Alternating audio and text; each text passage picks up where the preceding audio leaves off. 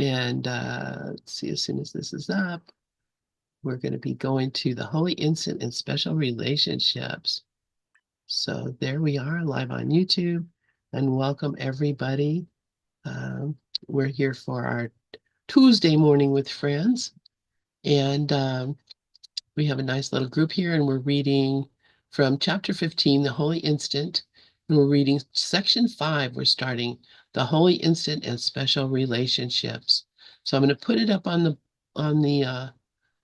board. Put it on the board, and we can read and talk. Read and discuss for those who may be new to this group, this situation. What we do here is we read A Course in Miracles, or we read whatever, and then we talk about what it means to me. So section 5, chapter 15, the Holy Instant and Special Relationships. Who would like to read? And I better put up my participant list so I can see if somebody puts their hand up. And I'm going to pass to other people to read because my eyes really are not doing well.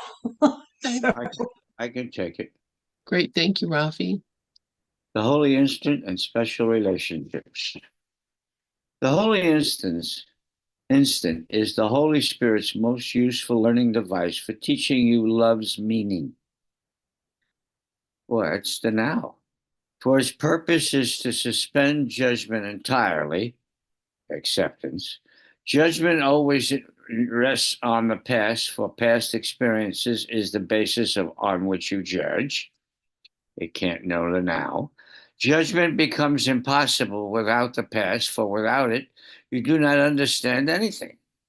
You would make no attempt to judge because it would be quite apparent to you that you do not understand what anything means. You are afraid of this because you believe that without the ego, all would be chaos. When the ego is the cause of chaos, that's funny. Sure, yes, I assure you that without the ego, all would be love. Hello. Can't be any clearer than that.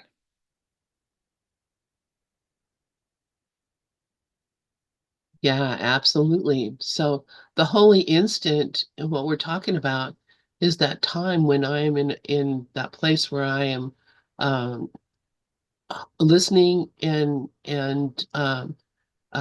hearing the voice of God in the Holy Instant. It's instant where I'm doing nothing else but listening. I love that line, judgment becomes impossible without the past. Yeah. Yeah, think about that. I mean, we were talking about that earlier in another group about holding the past against my brother. That if I didn't know, if I just met you on the street and didn't know anything about you, knew nothing about your past, I could accept you as you are. But when you start telling me about your past, then I start thinking about what you were. And, maybe you said, I spent 15 years in prison for murder. Or you say, I spent, 30 years in a convent.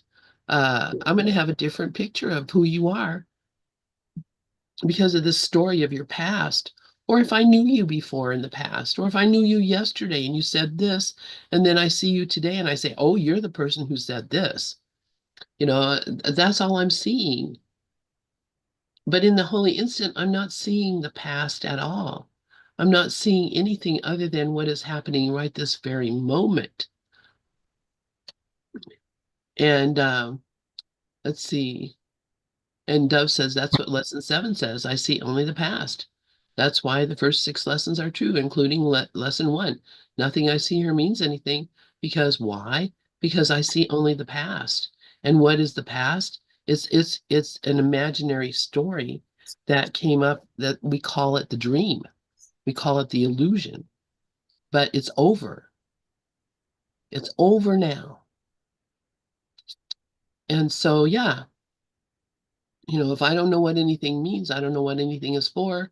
If I go along in that I don't know mind, then I can learn.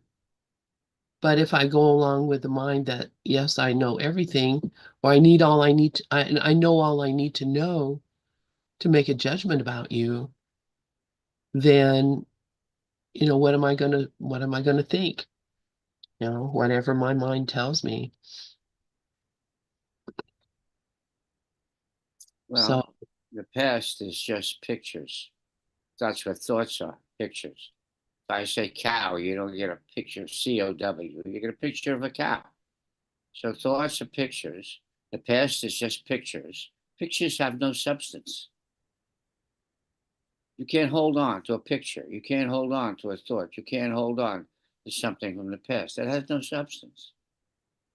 So what are we constantly trying to repeat it for, or access it, or reference it? Only the mind does that because it's a machine. It doesn't know any better. It's just recording and playback machine is constantly just uh, perpetuating or blindly or automatically, mechanically referencing itself over and over and over and over and over again. And it has nothing to do with anything real. What's real is infinite, has never changed. It is now, has always been, will forever be. That doesn't have to reference itself. That's being. yeah. And we were talking earlier about AI. What does AI see? AI only sees the past. It only sees what's been fed into the machine. It's not going into the future and seeing any part of the story. It's just seeing what it's been told and repeating it back to us. And we think it's some kind of, it's like when your 2-year-old starts spouting the uh, Constitution, or starts telling you Shakespeare. You're like, oh my God, where did you get that from? Well, it's the past. He didn't make it up. But we think it's so amazing. We're so caught up in it. Um, so if we knew that we don't know, and we don't know because the past is a story that is based on what I think I know, which I don't, then if I knew that it was all based on a story, then I would recognize that I don't understand it at all. It doesn't even make any sense. And without the story, like Byron Katie says, who would I be without my story? And when you start looking at the story and letting go of the story, you recognize who I would be is free. I'd be a free, open mind that could accept everything and not fear anything because there's nothing to fear.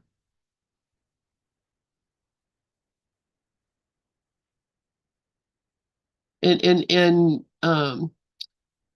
Dove says, and what it's for me. It's what I think I did to others, yet it's what I did to myself. In this dream, I think I'm separate. Exactly. I think I am this separate being who's being acted on by this outside thing, and not even recognizing that I would not even have any experience of it except I'm experiencing it inside of me. I'm experiencing it in my mind. So it's not anywhere else. We talked about that earlier too. So let's read paragraph 2. Unless somebody has anything else to say, who would like to read paragraph 2?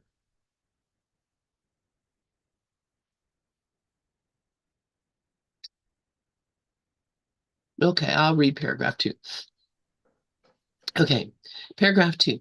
The past is the ego's chief learning device, for it is in the past that you learn to define your own needs and acquired methods for meeting them on your own terms. We have said that to limit love to part of the sonship is to bring guilt into your relationships and thus make them unreal. So let's just stop a minute. To limit love to part of the sonship is to bring guilt into your relationships and thus make them unreal. So basically, if I love you, but I don't love Harry, or I don't love Donald. If I love Dove, but I don't love Donald, what am I doing? I'm bringing guilt into my relationships, and I'm making both of those relationships unreal because I've limited what I love. If you seek to separate out certain aspects of the totality and look to them to meet your imagined needs, you are attempting to use separation to save you. And that's the crazy thing, because what does the ego want? The ego wants more. So when we separate certain aspects of the totality and look to them to meet my imagined needs, I am saying I want less, but I want it in a box that only I can hold. And that's what's going to make me happy. Even though I really want all, I'm accepting less because I can control this. I can define this. I'm not being defined by it. I'm not being attacked by it. I'm in control. This is what happens when we try to uh, take out some part of the totality and use it to meet our own imagined needs. We're attempting to use separation to save us. How then could guilt not enter? For separation is the source of guilt. And to appeal to it for salvation is to believe you are alone. To be alone is to be guilty. To be alone is to be guilty. For to experience yourself as alone is to deny the oneness of the Father and his Son, and thus to attack reality. Okay, let's look at that. To be alone is to be guilty because I'm denying the oneness and I'm attacking reality. To be alone in my group, to be alone in my family, to be alone in my country, my citizenship. I'm only allowing a certain percentage or certain portion or one being or one thing. You are my only love. You are my one true love. That means that no one else can ever be my one true love. No one else can be my love at all because you are the only one. Do you see how silly this is? To separate out and to choose, this is the one I want. All it does is exclude the other. It excludes the rest. Yeah, and Dove says life is being in a crowd, like being in a crowd and feeling all alone. Yes, because you're excluding everybody else in that crowd. Rafi, please go ahead. Yeah, actually, you just said pretty much what I was going to say. But Lester Levinson used to say the two biggest fears we have is the fear of separation, which is alone, and death, because we think we're a body and we were born, we're gonna live a little while, and we're gonna die. That's cute, but it ain't real. Um, and that fear of separation, that alone thing, it hit me a lot when my wife passed away or left her body. And I kept going back to the same thing. How could I be alone if I'm the infinite one? This has got to be mental. This has got to be ego. There's no possibility. It's not possible. It's just another ego concept. And I just kept letting it go. And I'm bringing up that fear of separation, that wanting to be safe. I just kept letting it go and letting it go and letting it go. And then once all of those feelings were gone, there was no sense of alone. Even if I'm in the house by myself and it's late at night and the whole world is all out there doing what it's doing, it's still the dream. There is only the one, that infinite one, that God, omnipresent, God presence, however you define it for yourself. That's the singularity of being. And that's the universal love that we are. So it's fascinating that we perpetuate it, but that's what we're here to do, to look at it and go, wait a minute, that ain't real, and let it go, and wake up to the truth of the reality of our infinite oneness. Somebody else has their hand up. Yeah, thank you so much for that, Rafi. That was, yes, absolutely. And I love what happened, how you worked through that after Miriam passed out of your your bodily attention world. It's beautiful. Thank you. Mickey, yeah, please go ahead. Yeah, that sentence number uh, 3, I think it is. If you seek to separate out certain aspects of the totality and look to them to meet your imagined needs, you are attempting to use separation to save you.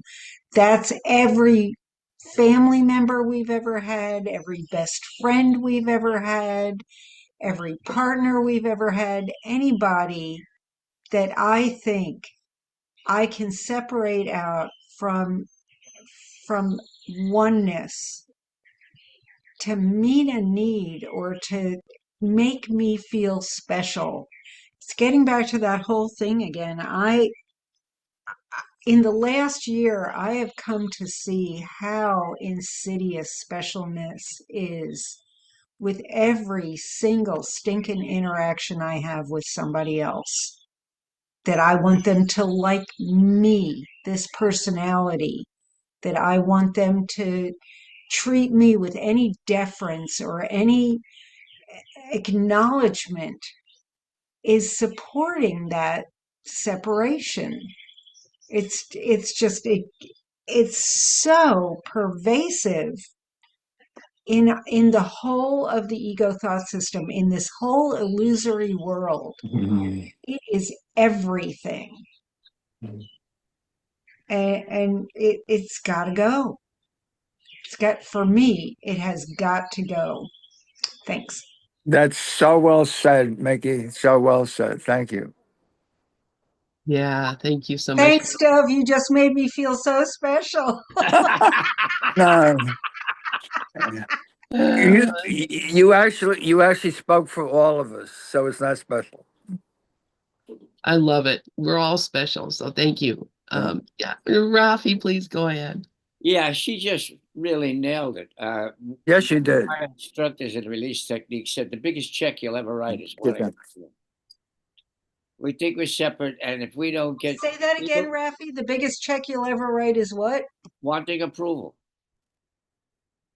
Oh, yeah. if we don't get approval, here's the way ego thinking works. If we don't get approval, we don't get them to like us, we're gonna die. They're gonna kill us. Oh my God. And the flip side of that is if you don't like me, God damn it, I'll kill you. But please like me.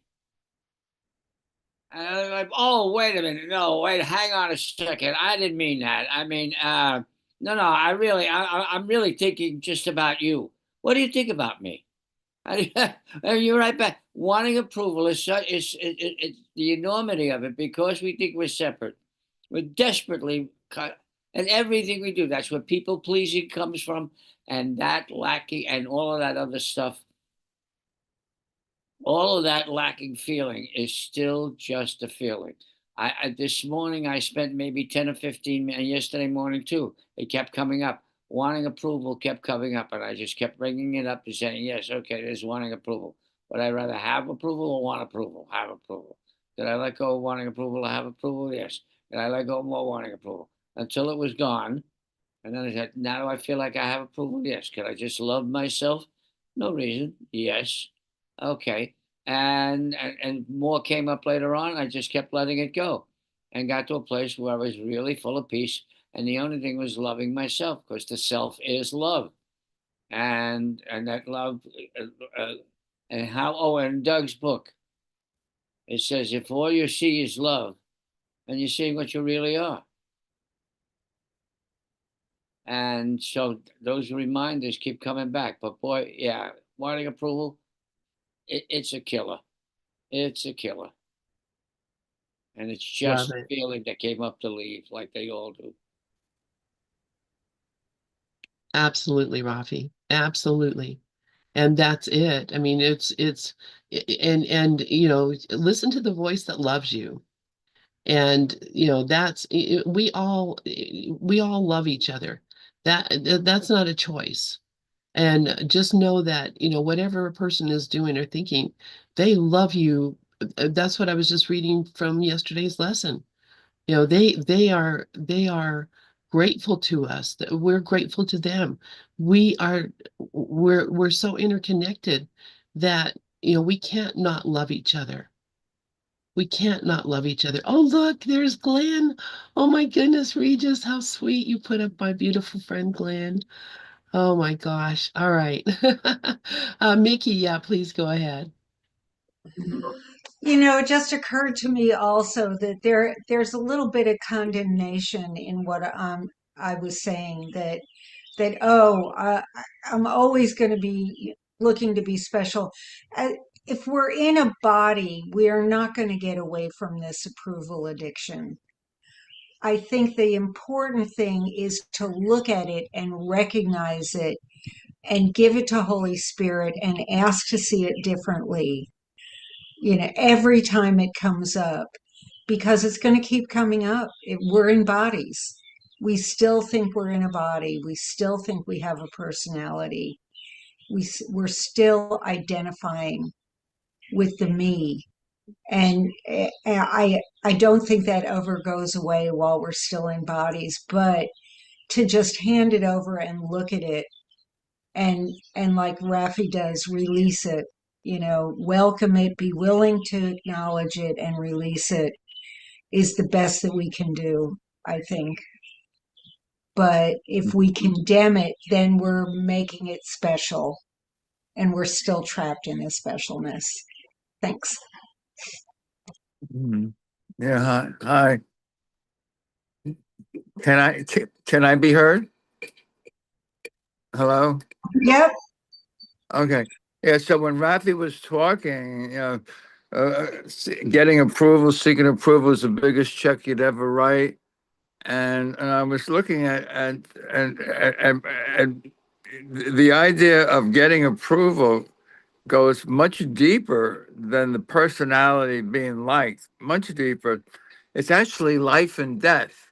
If you think back to the Colosseum and the gladiators who were prisoners and they had to fight the lions, and even if they won, everyone looked to the Emperor Claudius, and he either gave a thumbs up, which means you get to live, or thumbs down, which means you die anyway, and and that's throughout history, like if especially if you're a member of a minority group. I mean, like even in the Holocaust, there were most people got thumbs down, some got thumbs up, and those are the survivors, so getting approval is life or death. Literally. Thanks, Rafi. I love that, Dove. And it's not just getting approval in the Coliseum. Does mommy like me? Does daddy like me? Is mommy going to feed me? Is mommy going to take care of me? You know, how, half the stuff we do when we're just coming up, once we figure out that, you have to perform, for these people who are here to take care of you, because if they get mad at you, they might just go away, or they might stop taking care of you. And it happens lots and lots of times. And for, even from an infant, we recognize that we're dependent on someone else to take care of us. And so having the approval of that person who's there to do things for us, to help us, and we do it all through life. I mean, our whole life is based on, did I get the loan approved? Did my teacher give me a good grade? And, does mama, make me a birthday cake? All of those things are things that we tie ourselves into, thinking that, that's what preserves my life. This is what keeps me Right. alive, Yeah. literally. Yeah. Anyway, Yeah, Dove, I just want to also say it's like even on a job, you either approve and you might get promoted, which means more money. Thank you. Or you get fired. We just don't want you around here. And that's definitely also true. But I just realized it all comes from, guess what? our attack on God. The world was made as an attack on God. We just didn't approve of God. I said I could do better. What do I need you for? I could do better. You gotta laugh. Man, I am laughing. Thank you, Tuff. Rafi, please go ahead. Yeah. In the release technique, there are 9 questions. One of the questions is, who or what do I want approval from now? Well, I did that the other day, and all the people that are around me that love me and express their love to me all the time, those are the ones I wanted approval from. So you can see how ego wanting can never be satisfied. It always wants more, it always wants more, because it's coming from lack and victimhood, that victim mentality. So I welcomed it up, and I brought up all the wanting approval feelings and let them go and let them go and let them go. And it went right to the fear of dying, the wanting to be safe and secure. And I let those go too. Um, and like Dove says, you got to let these people could not be express their love for me more than they do. I mean, it's astounding what they go out of their way to do for me. What they do, they invite me, they snoop, they handle stuff for business affairs. It's just astounding how much how helpful and loving they are, and the ego can never be satisfied. Never. Okay, because it's a concept of separation, lack, and limitation. And as long as that concept stays in place, that's what's going to happen. So these questions are great. Who or what do I want to control now? What am I feel the most afraid of right now? All of these questions are purposefully designed to bring up these feelings so we can let them go. And when you get right down to it, A, they all come up to leave, so they're working for us. B, they're all energy. They're not good. They're not bad. We label them. Don't label them. Ego labels everything. Don't label them. Don't judge them. It's just energy that came up to leave. It's working for us. Can I let this go? Yes. And and the more I did that, the more I got in touch with the love that is what we truly are. Love is your basic nature. Love is my basic nature. It is the basis for this entire the universal is love. Robert Adams just says the universe is love. It's your friend. It'll never hurt you. And the more loving you are, the less you'll be amazed how the problems just disappear. But as long as that wanting is there, it's going to screw you up. And that want, like the Buddha said, want or desire is the source of all suffering. So great. Here's an opportunity to let it go. Bye bye, suffering. I love it. Yeah, yeah. And again, that the guilt that we experience because we believe those stories, it's it's there's no value to it. There's no reason for it. And I mean, guilt is the one preventable emotion, absolute, because you recognize that nothing really happened and nothing has really gone wrong. Um, thank you, Rafi. Dove, please go ahead. Yeah. It just came to me, Rafi's 3 things. You want security, you want control, you want approval. Actually, they're all the same, by the way. They are all the same. Control, security, and wanting approval is life. You know, it's so primordial that it goes back to life itself. What is life in this world except the egg, except one of 50 million sperm? Only one out of 50 million is approved. The other die off 0. I mean that's the whole game, man. I already won coming in, but I got to keep getting approval to stay alive. Thank you. That's beautiful. That is absolutely beautiful, Dove. Because man, that is it. It's like from the very beginning of our inception. We've been fighting because I'm telling you, it's not easy to get through that egg. You got to be special for That's it to right. accept you. It You has got to to be accept you. you got to be very special, baby. Yeah, yeah, yeah.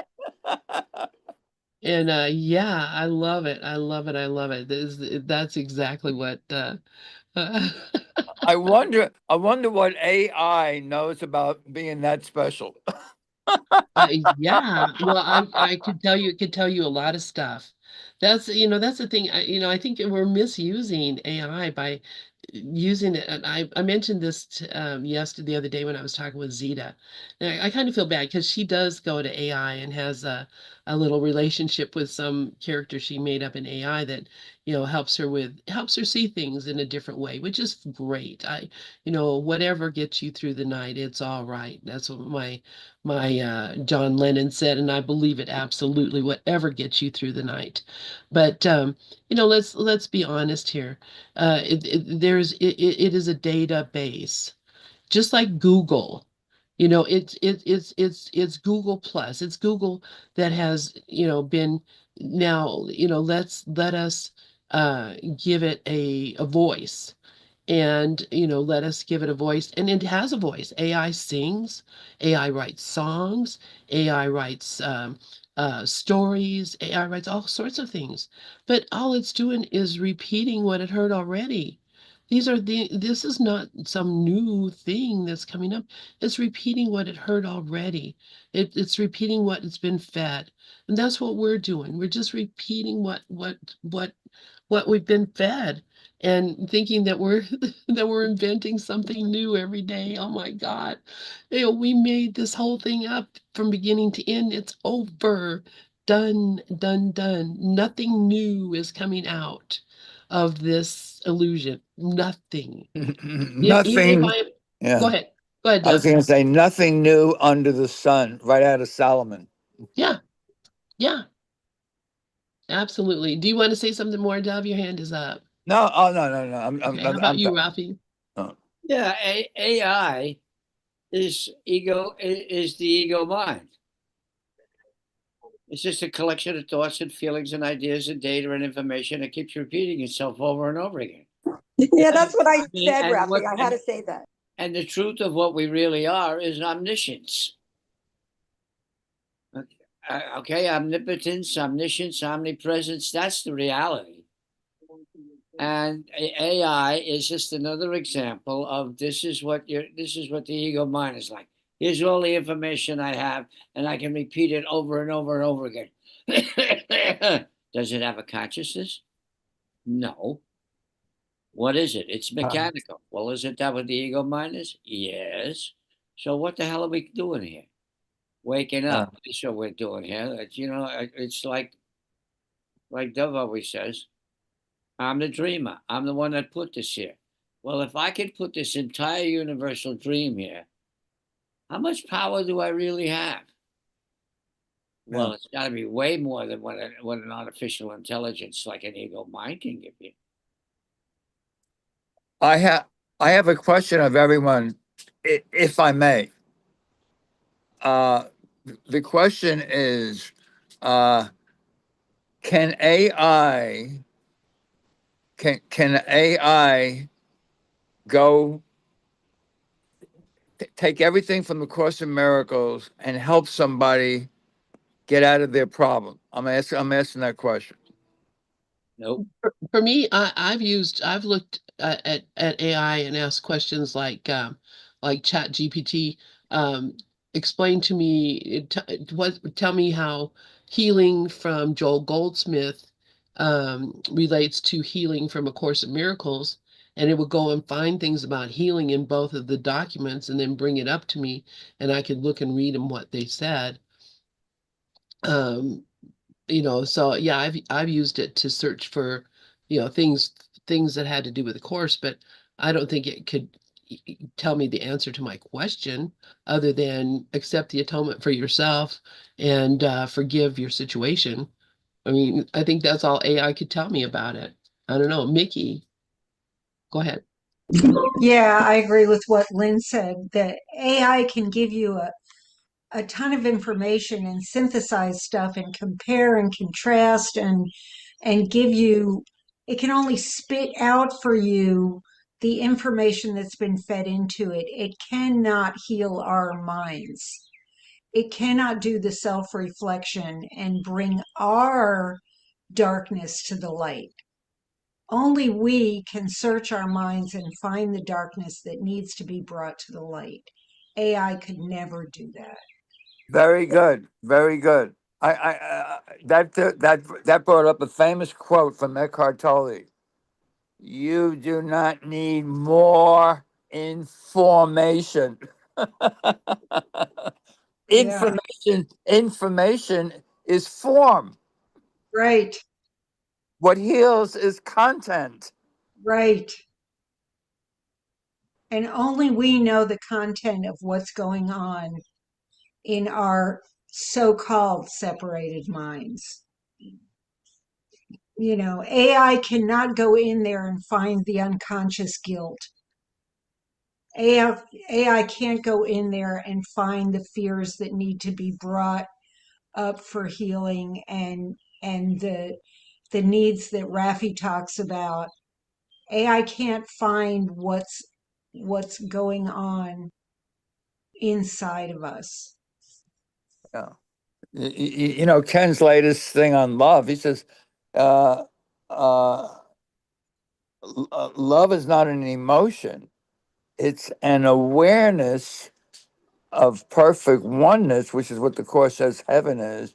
But it's an awareness uh, without judgment, and that's why only your judgments can hurt you, because we don't go to our awareness that is that omniscience that Rafi mentioned.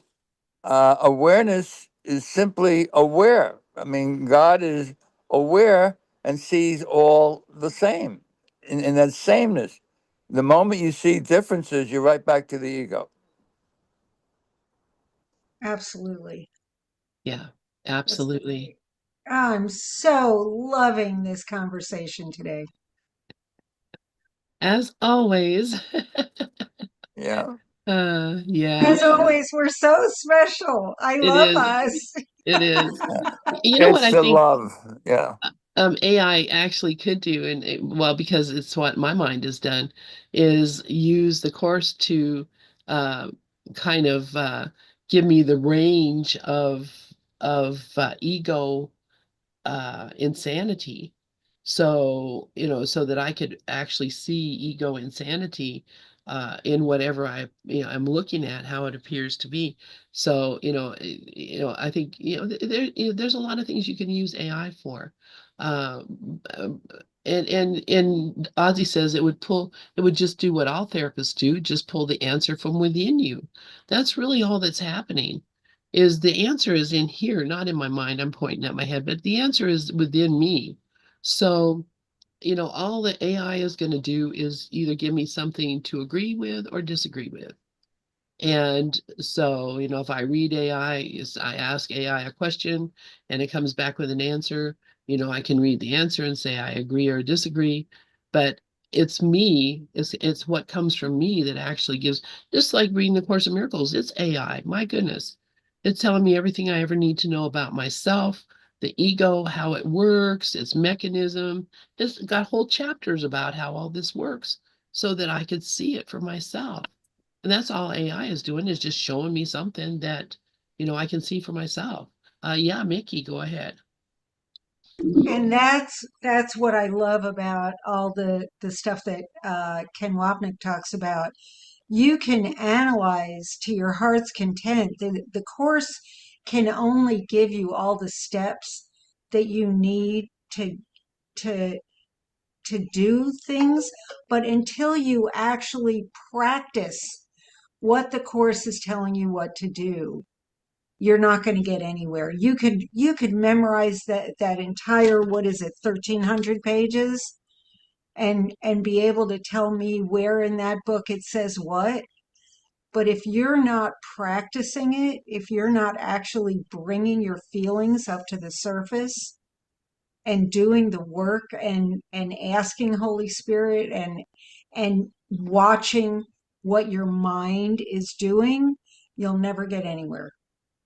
Exactly. And I'll take 2 dozen of those. Absolutely. I love you guys so much. Oh, me too. I love you Yeah. guys too. I'm gonna go ahead and stop the YouTube because it's time. I just want to add one other quick thing. Okay. While Mickey was talking, I don't know how, but my mind came to what's real cannot be lost. What's unreal doesn't even exist. You got to laugh, you know? Exactly. It's it. That's it. Exactly.